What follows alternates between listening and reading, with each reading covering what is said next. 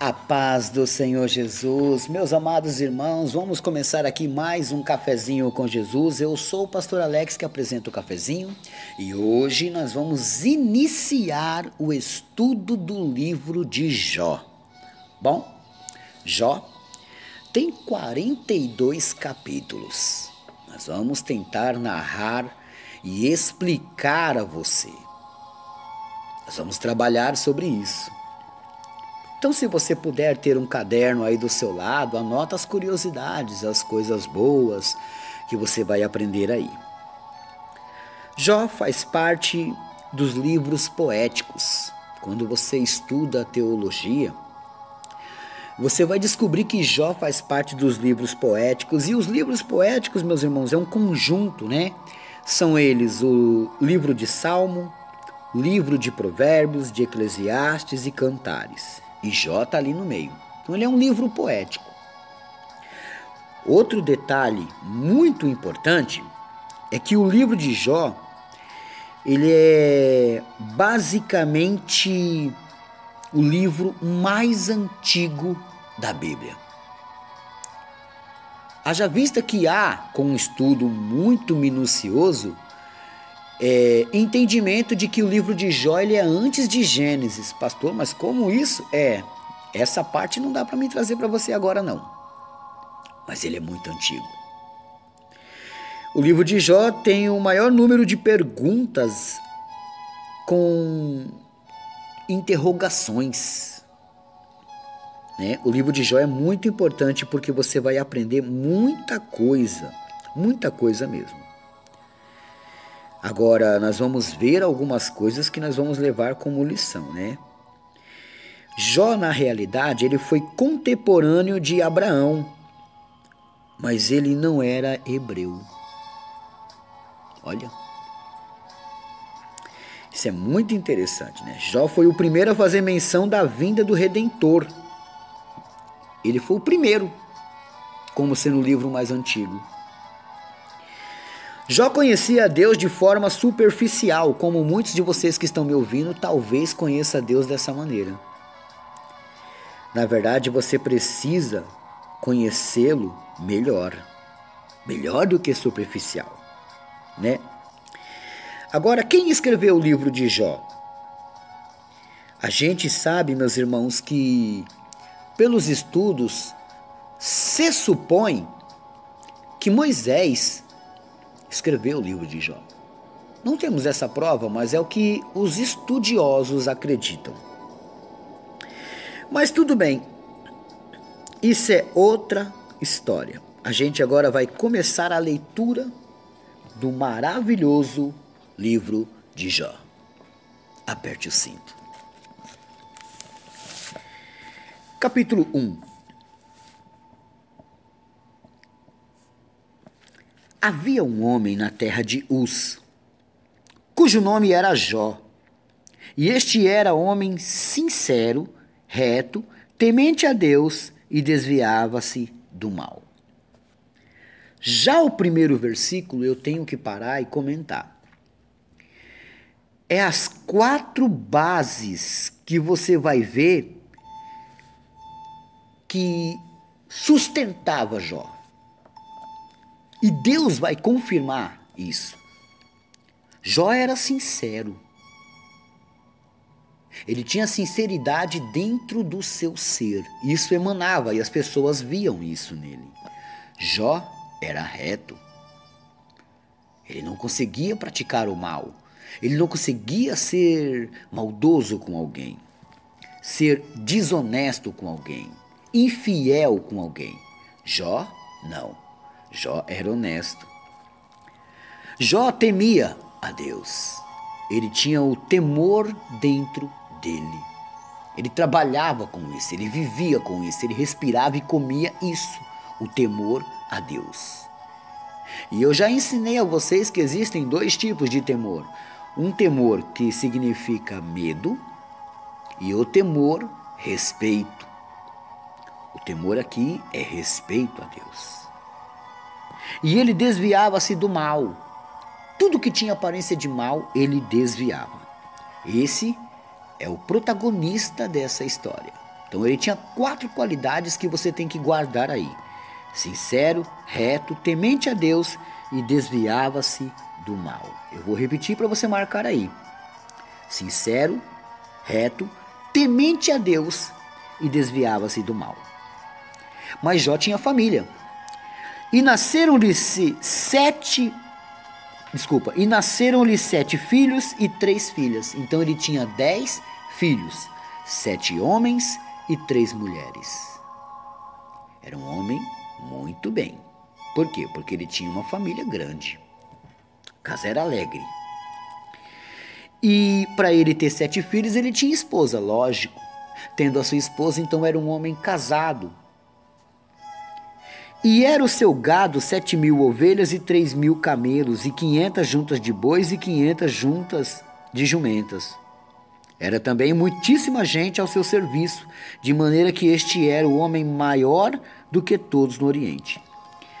Ele era o homem mais rico do Oriente. E ele tinha muita propriedade, muitos animais e muitos funcionários. Estamos falando de um homem muito rico, milionário. Um homem que tinha seus 7 filhos e 3 filhas, casado, de boa reputação. Jó era um homem temente a Deus. Jó, além de rico, não mexia com nada de errado. Era justo a todos. Esse era Jó. E a história escrita no livro de Jó, no versículo 4, vai dizer: E iam seus filhos e faziam banquete em casa de cada um no seu dia. Por exemplo, hoje é o dia do primeiro filho fazendo banquete, amanhã vai ser no dia do outro. Um exemplo, né? E enviavam e convidavam as suas 3 irmãs e a comerem e beberem com eles. Então, os filhos sempre faziam festas e chamavam as suas irmãs. Então, os 10 irmãos se juntavam e faziam festas. Sucedeu, pois, que tendo decorrido o turno de dias de seus banquetes, enviava Jó e os santificava. E se levantava de madrugada, né? Jó tinha esse costume, se levantava de madrugada e oferecia holocausto.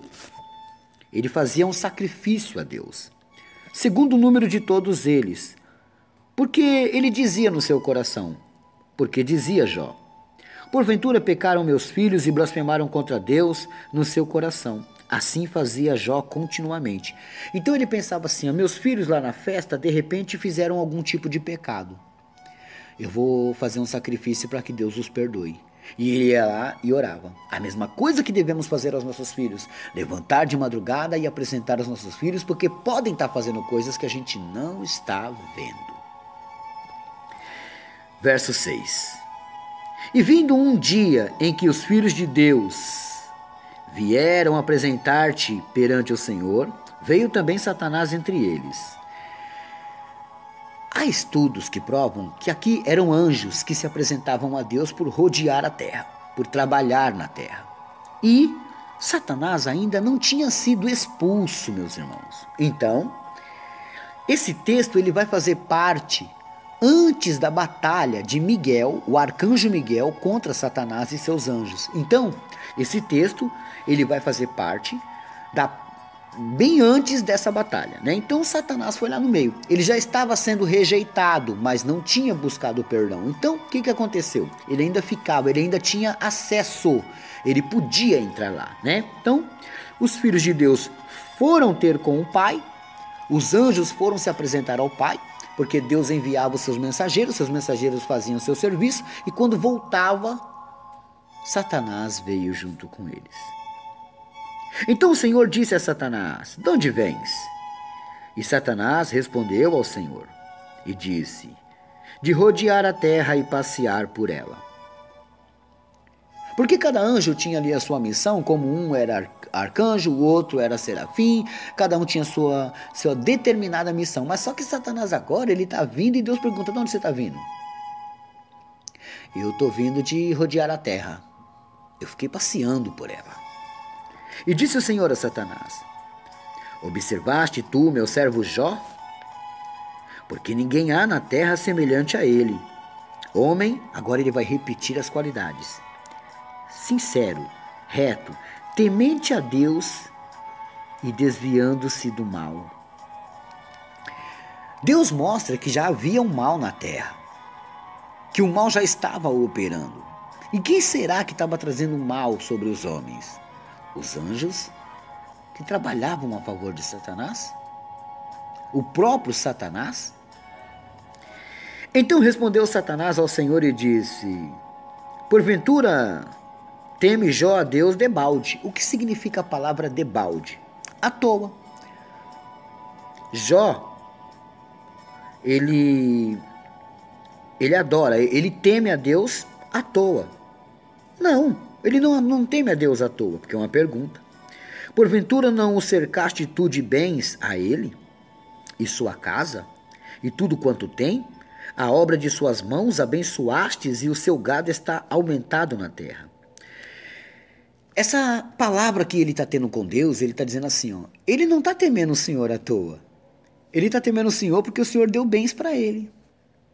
E sabe o que mais? Só amanhã eu vou voltar, tá? Amanhã eu volto com essa história de Jó e falaremos um pouquinho mais, ok? Bom, anota aí a lição de casa. A lição de casa é Eclesiastes capítulo 10, verso 8. Eclesiastes 10, 8. Amém? Deixa eu ver se eu tenho aniversariantes de hoje. Olha só, deixa eu dar uma olhadinha aqui. Aniversariantes de hoje, eu sei que eu tenho. Deixa eu só dar uma olhadinha aqui. Tá aqui, ó. Irmã Simone, lá de Planaltina, Distrito Federal. Feliz aniversário, varoa. Que Deus abençoe seu dia maravilhosamente, né? Bom, o meu canal no YouTube é Cafezinho com Jesus, o sabor do saber, né? A minha página no Facebook é o mesmo nome, Cafezinho com Jesus, o sabor do saber. O meu Instagram é Pastor Alex Cafezinho. Vai lá, espalha para os seus amigos, para os seus grupos. Deve ter muita gente que quer me seguir lá no Instagram, que quer ver minhas postagens, né? Às vezes eu comento sobre muita coisa. Vai lá que você vai ver, tá? O meu Facebook é Alexandre Souza do Carmo. Bom, meus amados irmãos, os recados por hoje é só. E a gente parou aqui no versículo 10. E a gente volta amanhã. Deus abençoe a todos e fiquem todos na paz do Senhor Jesus.